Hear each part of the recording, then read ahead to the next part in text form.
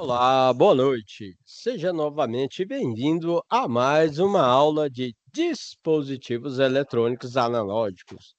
Hoje estamos com o curso técnico em eletrônica. O professor Alain vai estar acompanhando vocês aí no desenvolvimento das atividades e também passando parte do conteúdo para vocês.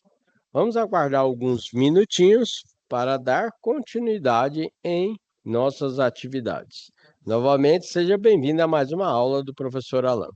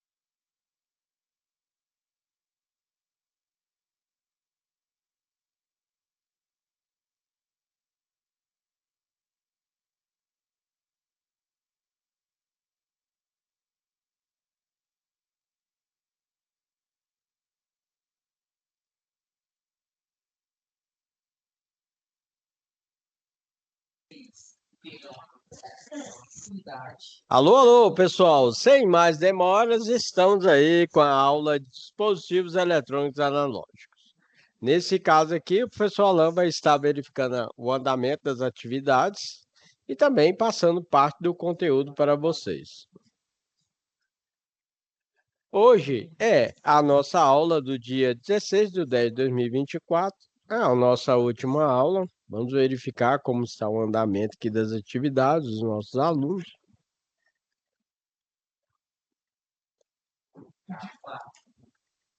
Então, até o presente momento, 3 alunos enviaram as atividades e estamos aguardando aí você que está do outro lado da telinha enviar a atividade para o professor Alan estar realizando a correção. Galera, legal, não deixe para o último momento para você enviar a sua atividade. O professor Alan está aqui para solucionar suas dúvidas. Tem dúvida? Envie sua mensagem aqui no AVA ou então você envia sua mensagem no WhatsApp para o professor Alan. Ok? Que eu vou estar auxiliando você no desenvolvimento da atividade. Bem, pessoal, então, no caso de dispositivos eletrônicos analógicos, nós temos aqui de início um instrumento de medição bastante comum utilizado tanto na parte de instalação e manutenção de placa de circuitos eletrônicos. Neste caso aqui, nós temos o osciloscópio, que ele faz medidas tanto corrente alternada como corrente contínua, faz medição de frequência, e temos, no caso, o osciloscópio analógico e o osciloscópio digital, ok? Temos nesse instrumento de medição 2 canais, nós temos CH1 e CH2, né? Onde você pode estar realizando vários tipos de medições.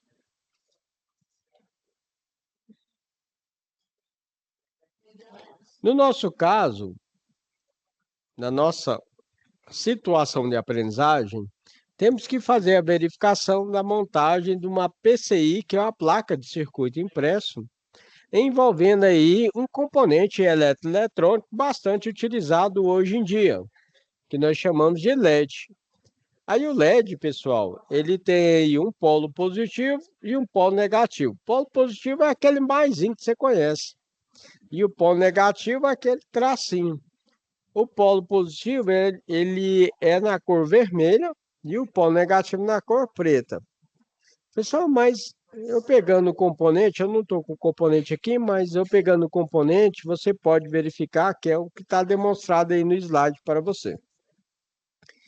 Eu pegando o componente, você vai ver que o LED, ele tem um chanfro, e esse chanfro significa que é o polo negativo. E ele tem a parte maior, também internamente, que indica que é o polo negativo. E tem outra forma de verificar? Tem sim. Vamos dizer que você foi lá na loja de eletrônico e comprou esse componente que é o LED. Esse LED aí, no caso aí, ele tem um terminal maior e um menor, que você pode identificar o que é o polo negativo e o positivo. Pessoal, tem como você falar um exemplo mais didático aí, que a gente utiliza no dia a dia? Tem. Por exemplo, na sua casa lá, você tem com certeza uma televisão e o controle. Esse controle, ele tem o LEDzinho. Você vai ver lá na frente do controle, ele tem um LEDzinho, já viu? Esse LEDzinho, só que ele emite uma luz que você não enxerga. Nós chamamos essa luz de ultravioleta. Você não enxerga, mas existe. Acredite no professor Alan que existe essa luz. Então, essa luz aí, que é ultravioleta, ela faz uma comunicação do seu controle com a sua televisão. E aí nós falamos que é um circuito emissor, que vai emitir uma luz, que vai fazer o acionamento lá na sua televisão, que é um circuito receptor. E aí, pessoal, mas tem como eu verificar essa luz aí, né? Que ela existe mesmo? Existe. Você vai pegar seu celular, tá aqui o celular, ó. Vai pegar o celular, vai abrir a câmera do celular, aí você pega o seu controle E aí você pressiona qualquer botão lá do controle e vê lá na sua câmera do celular. Neste caso, você vai verificar que o seu controle está fazendo acionamento. Dica do especialista. Nesse caso, quando você pegar o celular e acionar o controle e você ver se a luz está funcionando ou não, se ela tiver bastante forte, quer dizer que a pilha do seu controle está legal. Se ela tiver bem fraquinha, quer dizer que a pilha do seu controle já está acabando. Aí já é quase a hora de você trocar aí a pilha do seu controle. Não vai adiantar você pressionar os botões do controle mais forte, que não vai fazer o acionamento lá da sua TV. Porque quando acabar a pilha, aí terminou, né? Não tem jeito, aí você tem que trocar. Ok? Esse aí é uma explicação básica desse componente eletrônico aí que nós chamamos de LED. Aí nós temos LEDs, né? Com as cores verde, amarelo, né? Azul, e assim sucessivamente.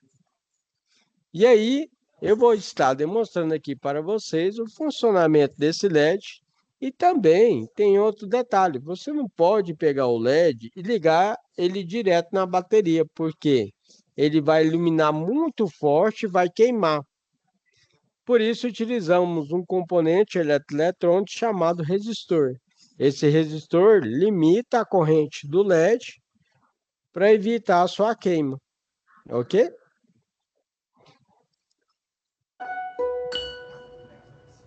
Princípio.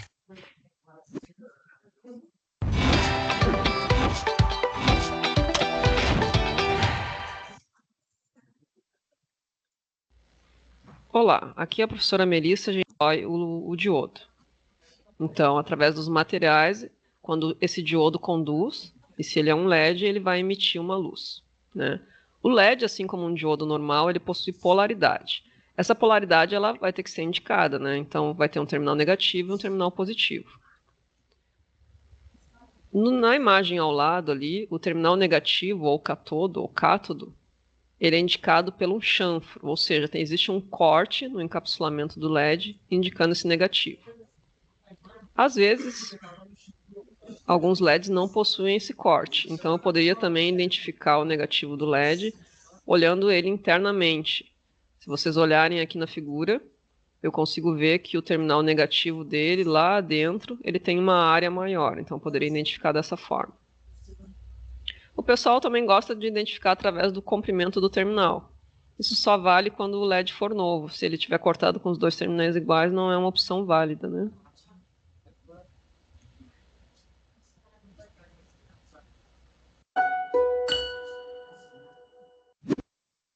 Princípio.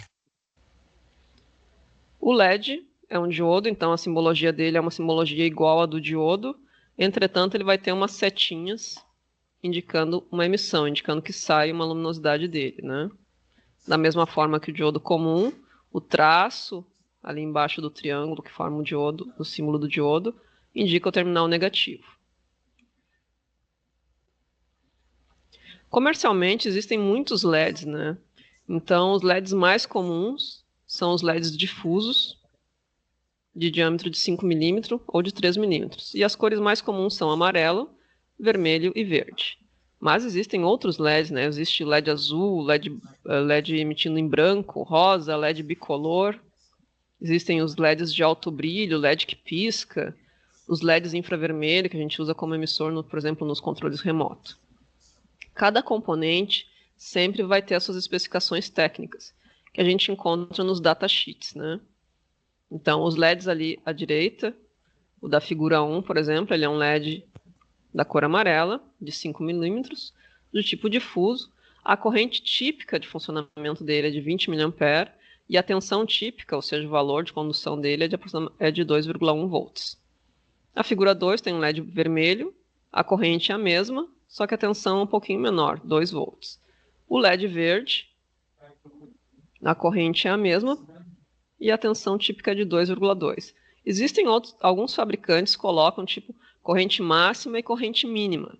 Nesse caso, a gente pega e coloca uma corrente mais ou menos no meio ali, né, para não ultrapassar o valor limite do componente.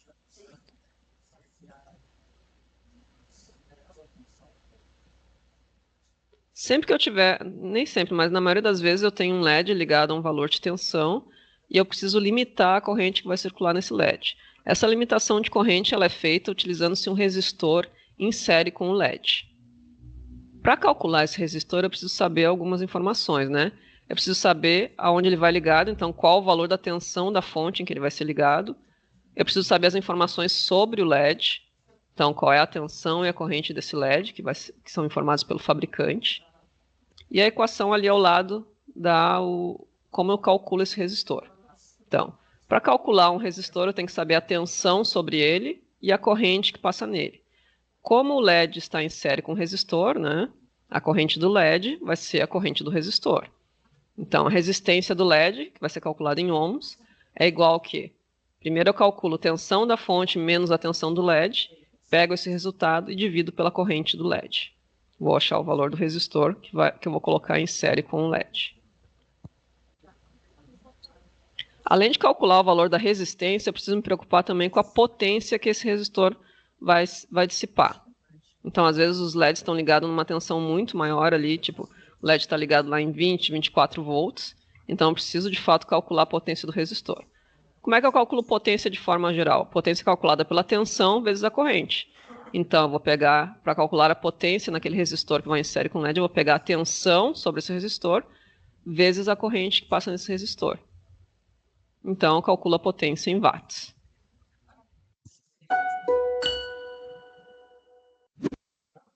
Princípio. Vamos fazer um exemplo aqui. Então, eu tenho aqui um esquema eletrônico de uma fonte de alimentação linear. E a ideia é calcular ali o resistor R1 e o resistor R2. Então, o resistor R1 vai limitar a corrente para o LED 1 e o resistor R2 vai limitar a corrente para o LED 2. Note que o resistor R1 está ligado antes do regulador de tensão. Ele está ligado numa parte que seria uma fonte não estabilizada. Ali é indicado um valor de 15 volts DC, corrente contínua, né? E o R2 está ligado depois do regulador. Neste exemplo aqui, o regulador ali é um 7809. Então, 78 tensão positiva, 09, 9 volts. Então, eu tenho dois valores de tensão diferentes. R1 é alimentado por 15 volts e R2 é alimentado por 9 volts. Então, o primeiro LED é um LED amarelo. Então, as informações sobre o LED são: tensão do LED amarelo é 2,1 volts e a corrente é 20 mA. O LED amarelo é o LED 1, então ele está ligado em 15 volts. Logo, a tensão da fonte dele vai ser de 15 volts.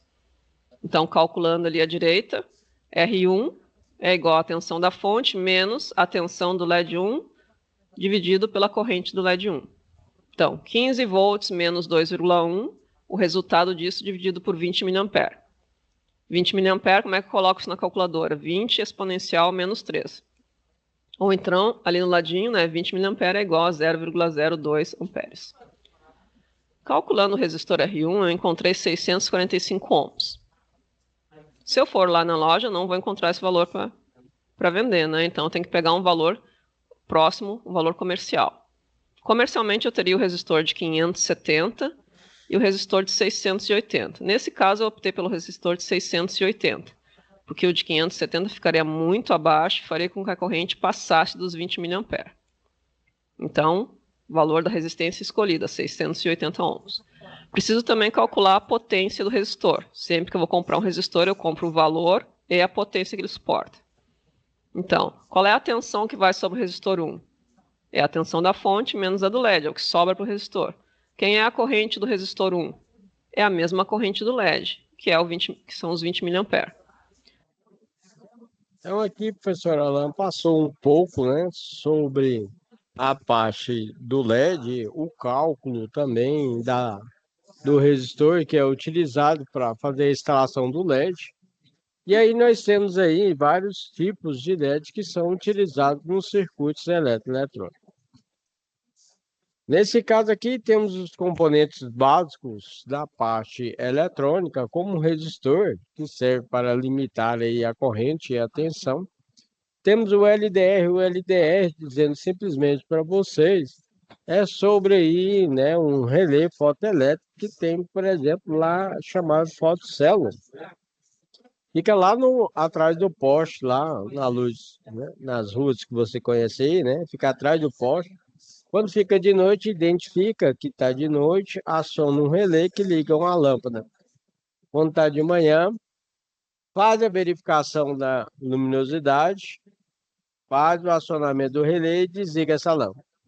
Temos resistores também de alta potência, que é, por exemplo, na cor verde, que é descrito aí no corpo do resistor a potência e também os dados do resistor.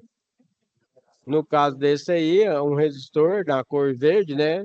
Que está indicando a potência de 5 watts, uma variação de 5% a mais ou a menos. Temos aí o trim-pot, que é bastante utilizado nas placas de circuito impresso, potenciômetro, e os NTC, que é chamado de termistor.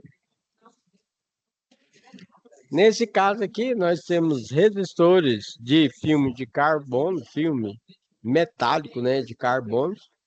Esses resistores aí, né, tem a simbologia dele e a sua identificação é de acordo com as cores que estão especificamente aí descritas no seu corpo.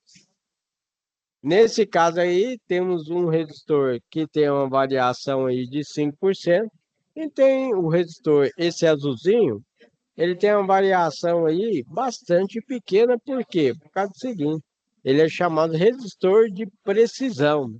Como esse é resistor de precisão, ele tem uma variação de porcentagem a mais e a menos menor, porque determinados circuitos eletrônicos não podem, não aceitam uma variação elevada, né, no seu valor específico. Por isso, nós temos resistores convencionais, que é esse marronzinho que você está vendo aí, por café com leite, e temos resistor de precisão, que é esse azulzinho que você está vendo aí, ó.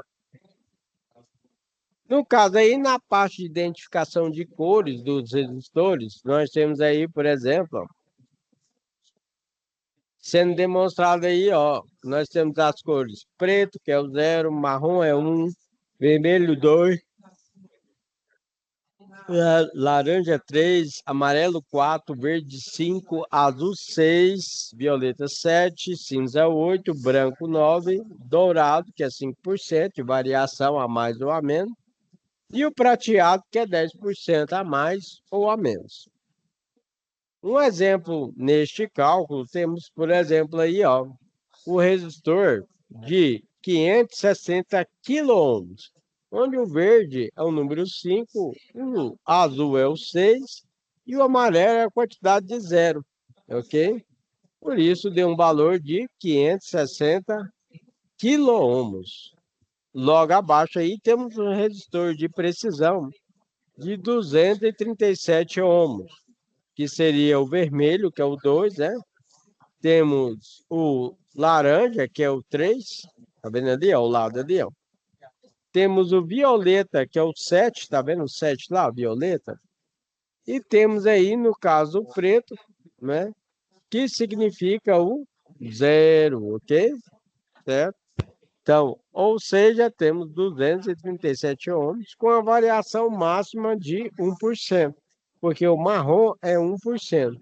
Então, nós temos a variação do marrom, temos a variação do vermelho, do verde, do azul, violeta, do cinza, do dourado e do prateado.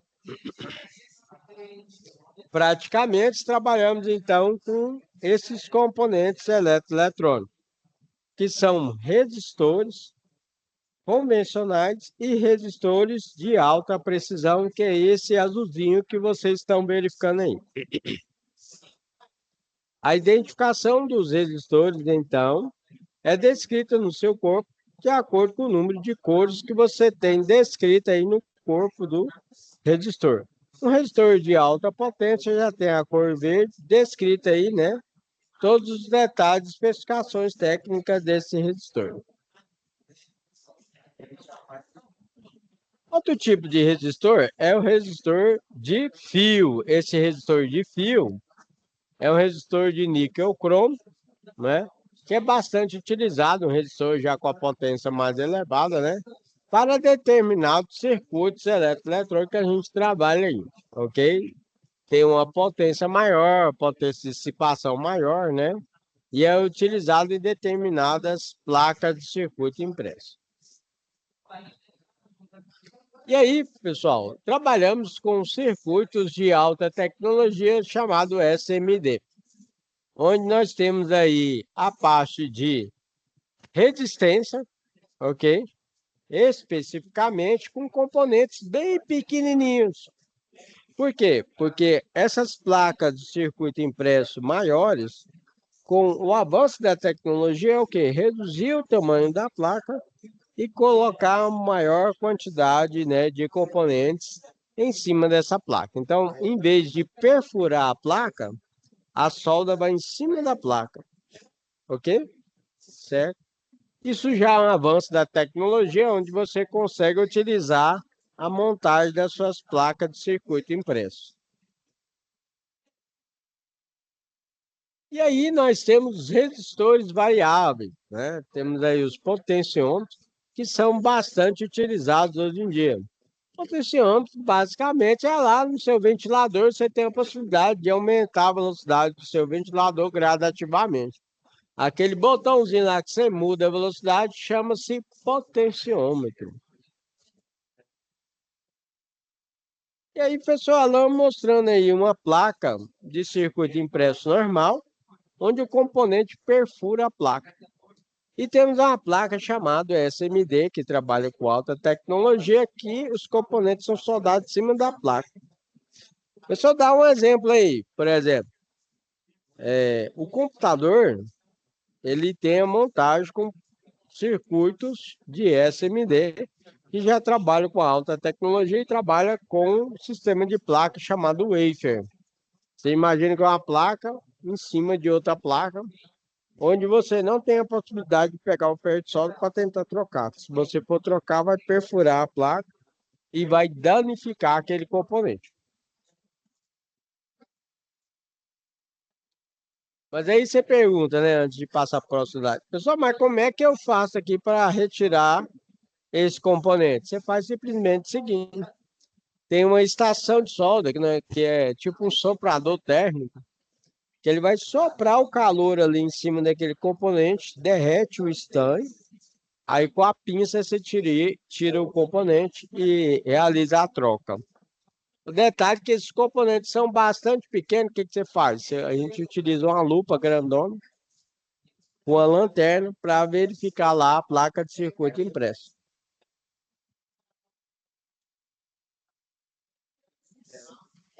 E aí temos componentes eletroeletrônicos chamados capacitor polarizado e despolarizado. Despolarizados são esses laranjas aí que vocês estão vendo, tá vendo? Não tem a polaridade. E a sua característica é descrita no seu corpo. E temos aí os capacitores polarizados, que tem a indicação do negativo, onde você vai colocar o negativo no negativo, o positivo no positivo. Outro detalhe que quando você compra também esse componente, ele vem ali com um terminal maior e um terminal menor, onde você tem a possibilidade de identificar quem é o negativo e quem é o positivo. Além da capacitância e do capacitor, nós temos aí o valor de tensão máxima de isolação que ele suporta. No caso desse aí, que está sendo demonstrado aí, 63 volts, ok? Logo abaixo aí tem um que é de 10 volts e ao lado aí tem um de 400 volts. Outro componente eletroeletrônico bastante utilizado é o transformador. O transformador ele tem a entrada dele chamada de primário e a saída chamada de secundário. Na parte do primário, nós temos a alimentação de 220 volts, por exemplo, e a saída do secundário de 12 volts com a corrente de 3 amperes. Esse componente eletroeletrônico, não podemos deixar de falar do transistor. Transistor, nós temos aí ele NPN e PNP. N de negativo, P de positivo. E o transistor é identificado aí com emissor, base e coletor. Geralmente a gente fala base, emissor e coletor. Só que no equipamento é difícil você escrever essa quantidade aí de letras porque não tem espaço. Por isso que ele é escrito geralmente B, C e E, como está descrito aí no slide para vocês. Pessoal, mas como que eu identifico se um é positivo e outro é negativo? Se um é PNP ou NPN? Simplesmente na seta identificada no componente. Você vai ver que a seta de um é para fora e a seta do outro é para dentro. Então, o PNP, a seta é para dentro e o NPN, a seta é para fora. Esses transistores que eu mostrei para vocês são transistores pequenos que suportam a corrente baixa. Agora, esse transistor chamado MOSFET, ele já suporta uma corrente mais elevada. E aí nós temos gate, DIN, né? Short. Desculpa. Então a gente tem aí os três pinos aí, né? Os três terminais do transistor MOSFET. Esse é canal tipo N que nós falamos, ok? Transistores de alta potência são utilizados também nos componentes eletroeletrônicos chamado inversor de frequência, que é utilizado para aumentar e diminuir a velocidade do motor. Aí nós chamamos que é os transistores IGBT. E aí, durante lá a aula prática, né, eu gosto de tirar a fotinha, nós temos aí um kit chamado Data Pool. Esse kit aí, ó, ele vem com o protoboard, vem com a parte da fonte, que é a parte de alimentação, ok? E temos o potenciômetro, o LED, temos aí o capacitor polarizado, os resistores, onde está sendo feita aí a simulação da placa de circuito impresso. Então a gente utiliza o protoboard para estar fazendo a simulação do circuito, depois que nós passamos para a segunda fase, né, da nossa montagem, que é o quê? Montar a nossa placa de circuito impresso realmente, ok? Um demonstrativo aqui de diodos, no caso são 4 diodos, sendo formados como uma ponte retificadora para fazer a ligação aí, né, do nosso sistema, né, de alimentação da PCI. Aí nós temos a entrada em tensão alternada e ele vai passar de corrente alternada para a corrente contínua, onde nós temos positivo e negativo. Os diodos, eles são polarizados diretamente, então aqui ele só vai funcionar quando a gente tiver positivo e negativo aqui. Esse é o momento que ele vai conduzir diretamente para fazer aí a retificação da corrente alternada para a corrente contínua. Aqui no caso nós temos o diodo. O aspecto real dele, ele tem essa faixinha indicando o negativo e temos aqui o tracinho aqui indicando aí o nosso negativo. E aí na parte da eletrônica, que vem lá da química, que você aprendeu na quinta série, nós temos o polo positivo, chamado de anodo, e o polo negativo, chamado de catodo. Então temos anodo e catodo, que é o positivo e o negativo, ok? E esse aqui é o aspecto real da nossa ponte retificadora, com a alimentação em tensão alternada e a saída em corrente contínua de positivo e negativo. Dentro da nossa fonte, além de estar utilizando a ponte retificadora com os 4 diodos para fazer retificação de corrente alternada para corrente contínua, nós temos que regular essa tensão. Por isso, utilizamos um componente eletroeletrônico chamado regulador de tensão. No caso, o exemplo do regulador de tensão aí é 7812. Por que 12? Porque ele regula 12 volts. E se tivesse 7824, então ele regula 24 volts. 7105, regula 5 volts.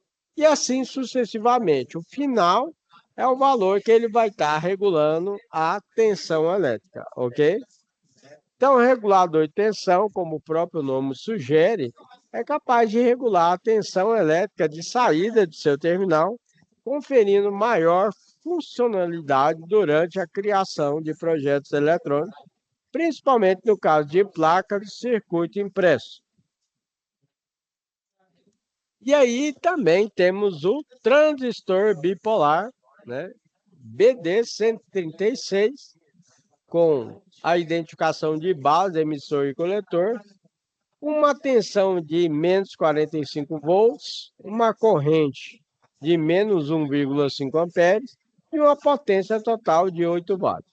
Esses valores são retirados de um catálogo que nós chamamos datasheet, onde tem todas as características do nosso componente. Nesse caso aqui, o professor Alan mostra uma fonte, né, onde a gente está trabalhando aí com a parte da alimentação, fusível, capacitor despolarizado. Temos um transformador, né, que vai rebaixar esse valor de tensão. Temos outro capacitor. Temos aqui a nossa ponte retificadora completa, de onda completa, com 4 diodos. Esse diodo é o IN4007. Temos aqui, ó, no caso, o resistor. Temos aí o capacitor, temos outro transformador. Temos aí o diodo Zener. Outro capacitor aqui é polarizado, tá vendo? Porque tem um maisinho negativo. Temos os resistores, a tensão de saída. Aqui, no caso, temos um CI, TEA 152 3P. Temos os resistores aqui, né? Capacitor despolarizado, capacitor polarizado, ok? E aqui eu vou estar demonstrando para vocês uma fonte de alimentação linear, onde nós temos a parte tanto linear como a parte não linear. A linear ela é utilizada com o regulador de tensão e a não linear tem a retificação, mas não trabalha com o regulador de tensão. Qual é a diferença? A diferença, se não tem regulador de tensão, a tensão da entrada aumenta, tensão de saída aumenta. Tensão de entrada cai, a tensão de saída cai também. Por isso, trabalhamos com o regulador de tensão para tentar manter o valor de tensão constante na carga. Uau! Duracell, patrocinadora oficial da equipe Williams. Preciso me preparar para isso. Pronto para correr! Duracell dura mais, muito mais. Abrir uma Brastemp é abrir a cabeça. Brastemp é outro mundo. Que é o que mostra a figura B. Se eu compro essa ponte retificadora pronta, ela já vem com essa marcação, ó, das saídas, indicando positivo e negativo, e das entradas para tensão alternada. Quando eu vou comprar ou substituir um diodo ou uma ponte retificadora, eu devo observar o valor de corrente que esse diodo suporta, ou essa ponte retificadora suporta, e o valor da tensão reversa. A tensão reversa é o valor de tensão que vai ficar sobre o diodo ou sobre a ponte quando ela estiver polarizada reversamente, ou seja, quando aquele diodo não conduz. O capacitor de filtro, ele serve para pegar aquela tensão retificada, que é uma tensão alternada, uma tensão contínua pulsante, e uma tensão mais contínua, né, mais retinha. Então, a figura A e a figura B trazem o símbolo do capacitor eletrolítico. Então, o capacitor eletrolítico é aquele que tem polaridade, ou seja, eu tenho que cuidar quando eu ligo ele, porque ele tem um terminal, que é o terminal positivo e um terminal negativo. O terminal negativo é representado ali na figura A pela barrinha preta e na figura B pela curvatura. Os capacitores eletrolíticos normalmente têm valores na casa dos microfarads. Além do valor do capacitor em microfarads, eu tenho também o valor de tensão que ele suporta. Então, a figura C, o capacitor suporta um valor de tensão de 25 volts, e na figura D, ele suporta um valor de tensão de 35 volts. Como o capacitor eletrolítico tem polaridade, essa polaridade vai estar identificada no componente, obrigatoriamente. Então, Na figura C, vai ter uma barra branca ou cinza, indicando o terminal negativo. E na figura D, que é um capacitor SMD, aquela, como se fosse uma meia ou lua preta, indica o terminal negativo. Se eu já tenho a tensão contínua já, eu posso então usar um regulador de tensão para definir um valor de tensão de meu interesse. Para isso, eu posso usar um regulador de tensão. O regulador de tensão ele é um circuito integrado, que o objetivo dele é pegar uma tensão contínua e regular ela num valor que eu quero.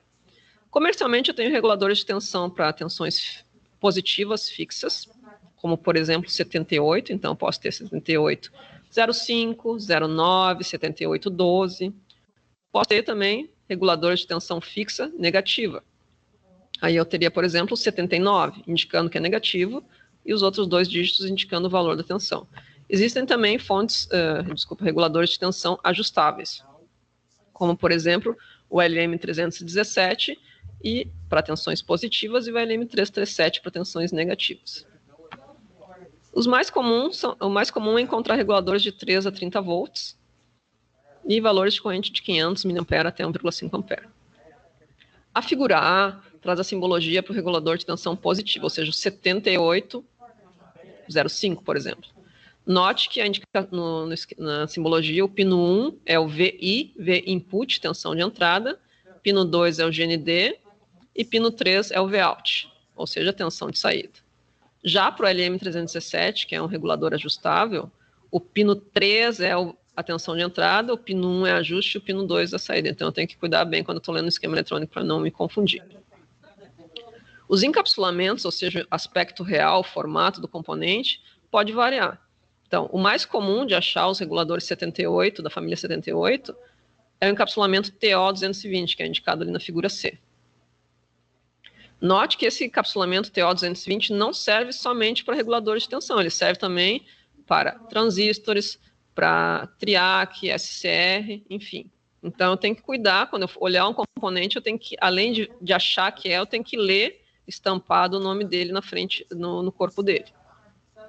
Existem ainda outros encapsulamentos, os metálicos ali da letra D, da figura D e F, e o encapsulamento SM dele, que é o TO263 da figura E.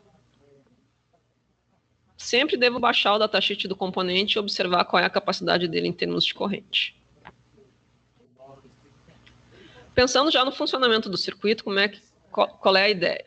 Eu tenho, então, na figura A, identificada a tensão de entrada, que vem da rede elétrica, 110 ou 220. Eu tenho um transformador, cuja função é rebaixar. Note que a onda da figura A e a onda da figura B, elas são iguais. O que diminui é a amplitude, ou seja, a tensão. O transformador ele não muda o tipo de onda, ele só diminui o valor da tensão. Tá? O retificador, ele vai ter a função de transformar aquela tensão alternada, que já vem rebaixada do transformador, em tensão contínua pulsante, que a figura C mostra. Mas como é que funciona isso? A tensão alternada, ela possui, no momento positivo, um semiciclo positivo e um semiciclo negativo. E ela fica alternando isso, né? Por isso que ela é chamada de alternada.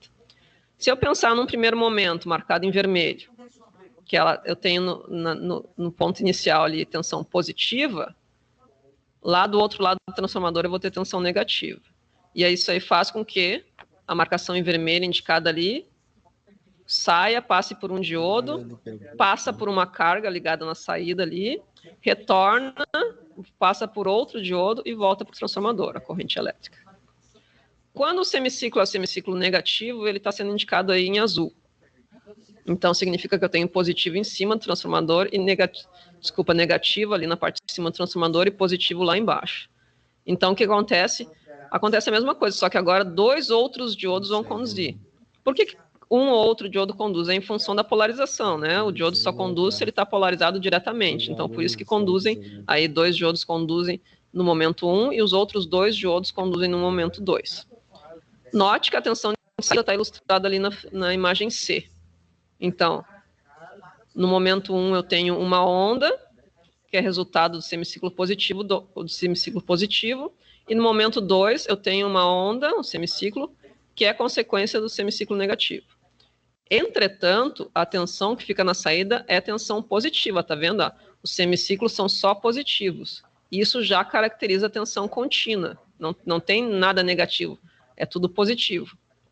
Entretanto, essa tensão não é uma linha reta, então ela é chamada de tensão contínua pulsante, porque a onda vai até um valor máximo, depois ela volta a zero, vai a um valor máximo, volta a zero. Então ela é chamada de tensão contínua pulsante.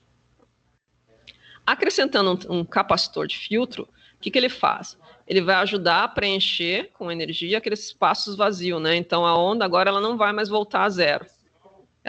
O capacitor se carrega, e naquele pedaço onde faltava energia ali, o capacitor preenche, porque ele se carrega com energia e ele libera, ele se descarrega naquele intervalo. Essa carga e descarga do capacitor aí depende do valor dele em microfarads e depende do que eu tenho ligado na carga. Então dá para calcular isso em função da carga que eu vou alimentar. Essa onda, então, em laranja, aqui na figura C, ela representa uma tensão contínua e ela tem uma ondulação, uma tensão de ondulação ali. Ela baixa até um valor ali, mas ela baixa pouquinho, ela sobe de novo. É chamada também de tensão ripple, tensão de ondulação ou ripple. Tendo essa tensão com o capacitor ali, o regulador de tensão já é capaz de regular. Então, para que o regulador funcione, ele precisa de duas coisas. Ele precisa do capacitor, porque se eu usasse o sinal sem o capacitor, ia ir para zero. Aí o regulador não consegue regular. Então, além de ele ter uma tensão mais ou menos estabilizada na entrada dele, ele precisa também ter um valor mínimo. Então, por exemplo, se eu quero um regulador 78 é positivo, 0,5 a 5 volts, eu tenho que ter na entrada dele pelo menos uns 3 volts a mais. Então, eu tenho que ter 5, 6, 7, teria que ter na entrada pelo menos 8 volts. Note que a tensão que tem na entrada do regulador ela é chamada de tensão não regulada, né?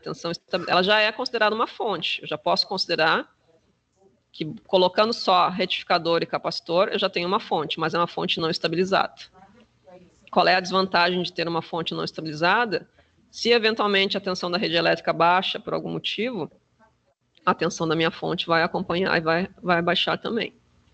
Do contrário, quando eu uso um regulador de tensão, e se eu olhar ali na figura D, ele vai manter uma tensão contínua, nesse caso aqui, nesse exemplo, de 5 volts. Note que ele precisa ele tem aqueles pré-requisitos para funcionar, né?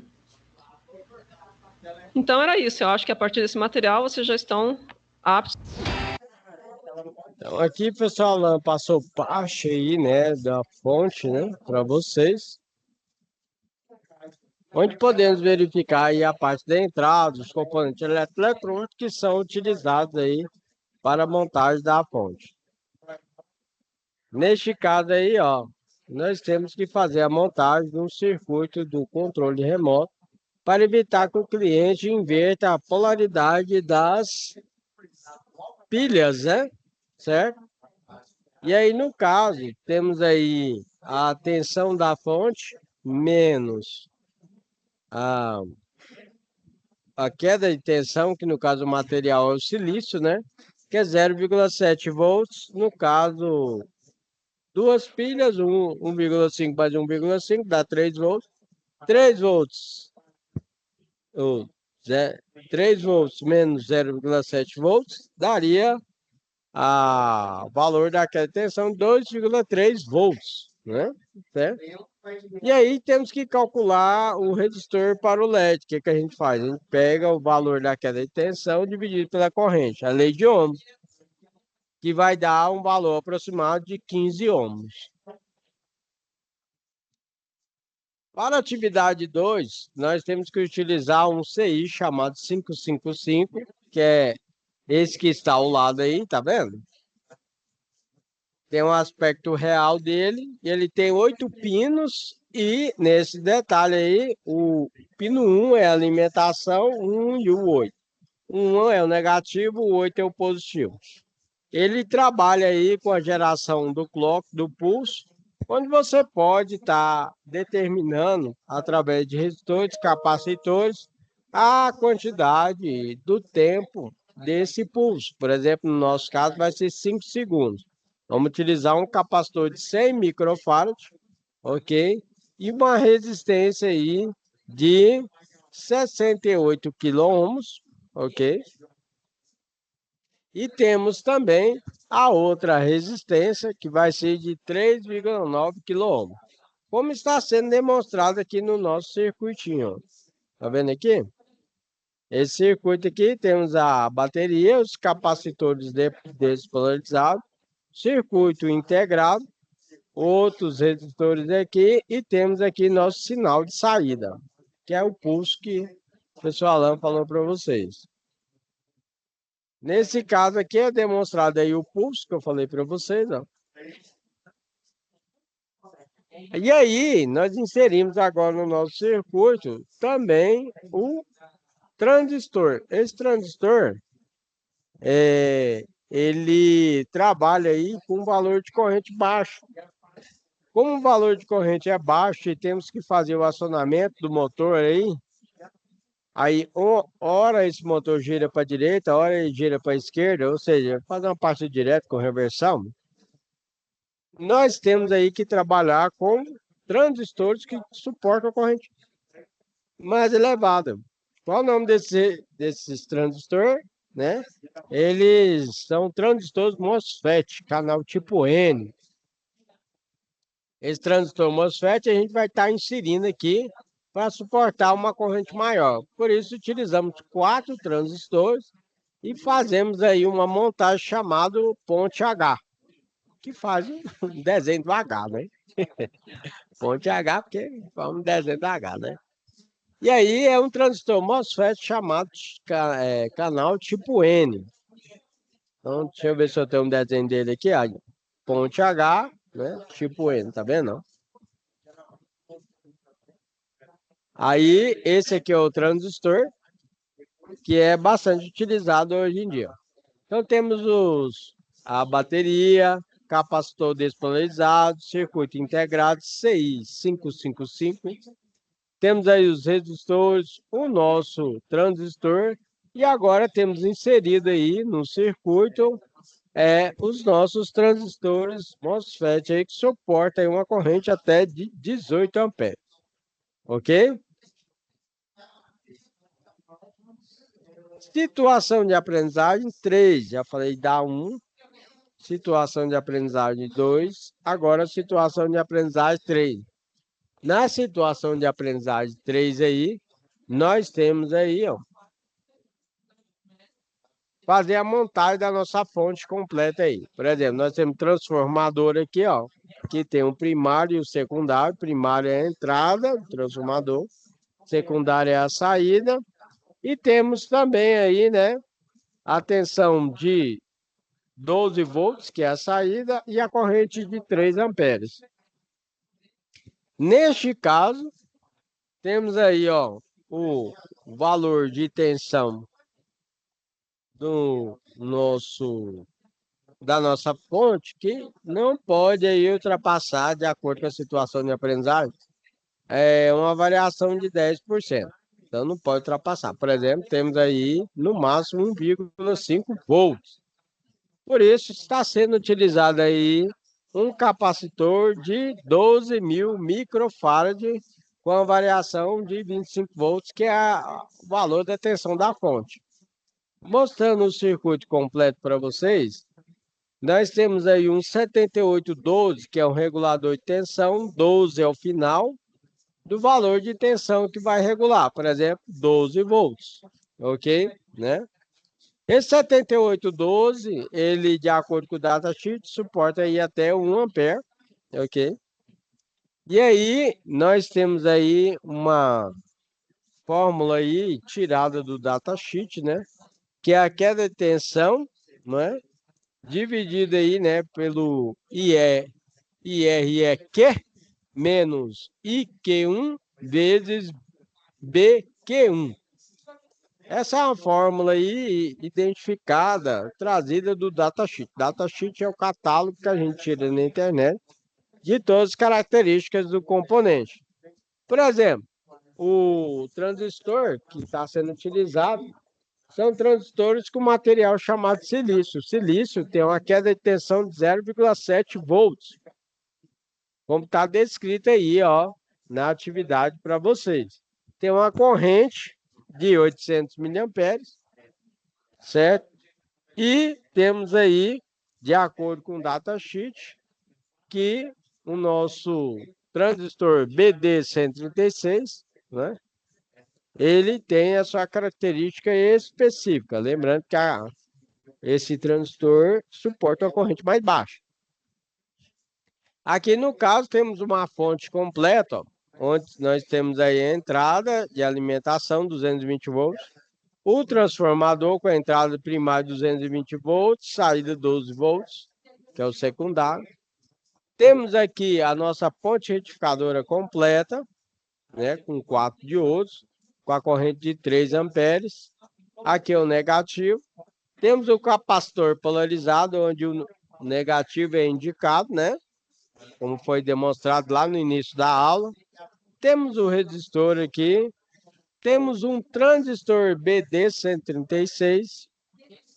Temos aqui o capacitor despolarizado, Esse aqui é 300 nanofarads, esse aqui é de 100 nanofarads. E temos aqui a nossa tensão de saída. Esse aqui é o regulador de tensão de 12 volts que vai regular a nossa tensão.